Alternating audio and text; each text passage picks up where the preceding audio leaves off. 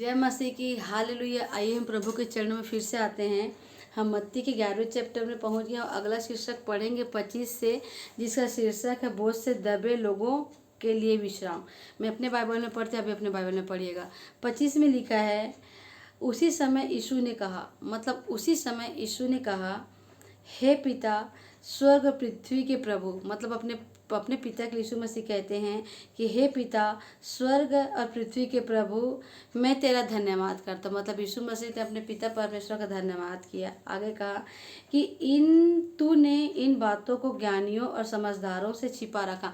मतलब तेरे जो अद्भुत काम है खुदावन, तूने उसे ज्ञानियों और समझदारों से छिपा रखा, क्योंकि मेरे इतने अद्भुत काम करने के बावजूद भी खुदावन वो मुझे नहीं समझ रहे, क्योंकि वो अपनी बुद्धि से चलते हैं, ना कि खुदावन तेरी बुद्धि से। इसीलिए बोलते हैं खुदावन कि तूने ज्ञानियों और समझदारों को अपने ज्ञान की बातें, मतलब ज्ञान की बात यही है कि इस वचन को पढ़ते पढ़ते हमें यीशु मसीह को समझना चाहिए। इसीलिए यीशु मसीह बोलते हैं कि तूने अपनी ज्ञान की बातों को किससे, ज्ञानियों और समझदारों से छिपा कर रखा। और आगे बोला, और बालकों पर प्रकट किया। मतलब जो मुझे विश्वास करते हैं, जो मेरे वचन पे विश्वास करते हैं, जो मुझे जान के खुदावन तुझे जानते हैं, तारीफ करते हैं खुदावन, अपनी तुम बातों को खुदावन ऐसे लोगों, ऐसे बालकों को प्रकट किया खुदावन, जो आज भी यदि अपने डैडी से कोई क्वेश्चन पूछते हैं तो डैडी आंसर करते हैं। हम अपने खुदावन से वैसे ही रहना है कि मैं हर बात को किसी दूसरे पर्सन से पूछने के बजाय हमारे खुदावन से पूछना है। ऐसा यीशु मसीह कह रहे हैं। 26 में बोलते हैं,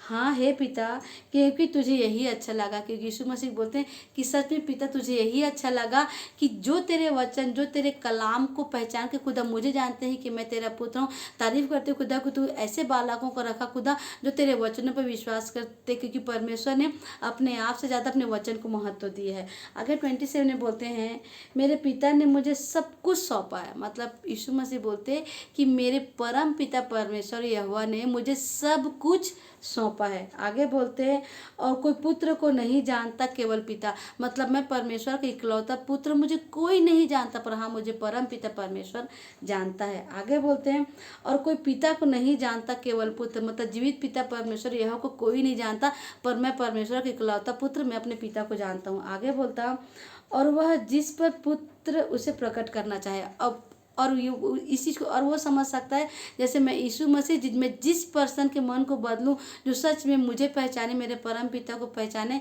तो ये बोलते हैं कि पिता को सिर्फ पुत्र पहचानता है, पुत्र को सिर्फ पिता पहचानता है। और यीशु मसीह बोलते हैं, मैं उसमें सामर्थ्य दूंगा जो खुदावन तेरे कलाम को समझे, वो हमें समझे। मतलब यीशु मसीह मुझे और परम पिता आपको समझे, ऐसा यीशु मसीह कह रहे हैं। उसके बाद बोलते हैं 28 में, हे सब परिश्रम करने वालों और बोझ से दबे हुए लोगों। मतलब हमें बोलते हैं, क्योंकि आज तक हम संसार के अधीन थे, आज तक हम सृष्टि को मानते थे, सृष्टिकर्ता को नहीं मानते थे।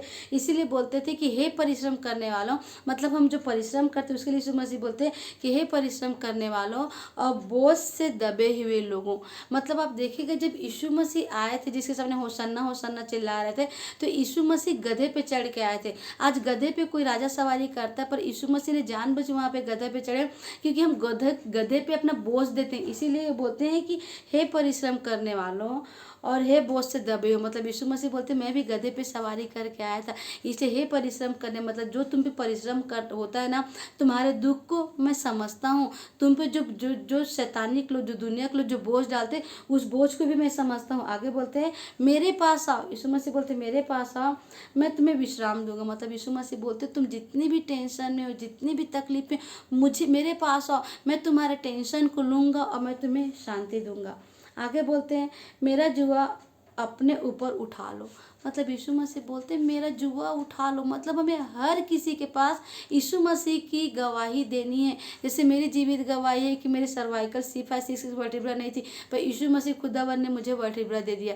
तो मेरी जीवित गवाही है, क्योंकि डॉक्टर, मैं बीइंग अ डॉक्टर कभी भी हड्डी नहीं ला सकता, सिर्फ रिपेयर कर सकता। पर तारीफ करती खुदावन कि आपने मुझे हड्डी दी खुदा। ये तारीफ करती कि जीवित गवाही कि मेरे इस शरीर के द्वारा खुदा, मेरे इस हड्डी द्वारा खुदा आपकी आदर और महिमा होती है खुदावन।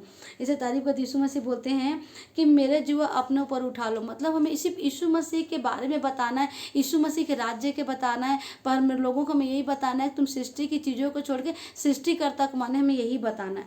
उसके बाद बोलते हैं मुझसे सीखो, मतलब यीशु मसीह बोलते हैं मुझसे सीखो कि कैसे स्वर्ग के राज में आगे बढ़ना। आगे बोलते हैं क्योंकि मैं नम्र और मन में दीन हूँ। मतलब यीशु मसीह बोलते हैं क्योंकि मैं नम्र और मन में दीन हूँ, क्योंकि यीशु मसीह परमेश्वर के इकलौते पुत्र हैं, राजाओं के राजा, प्रभु प्रभु, क्या बोलते हैं, डॉक्टरों के डॉक्टर, मसीहा यीशु मसीह। उसके बावजूद भी यीशु मसीह ने कभी घमंड नहीं दिखाया कि मैं परमेश्वर इकलौता, मतलब परमेश्वर का इकलौता पुत्र हूँ, पर हमेशा दीन और नम्र रहे इसीलिए यीशु मसीह बोलते हैं कि मुझसे सीखो कि मेरे पास सब कुछ होते हुए भी मैं दीन और नम्र हूँ।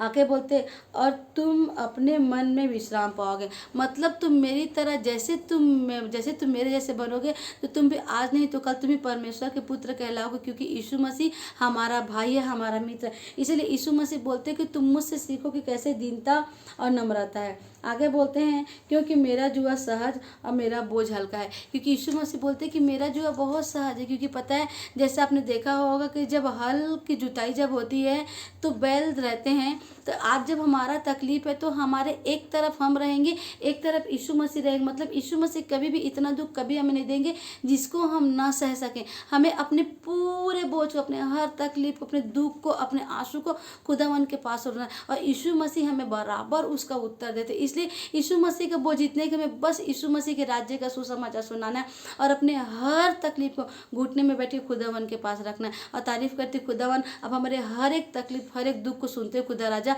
हमें बराबर उपाय और समाधान देते हो। तारीफ करते खुदावन, सारी आदर सारी महिमा आपको मिले, यीशु मसीह के नाम से मांगते हैं, आमीन आमीन आमीन।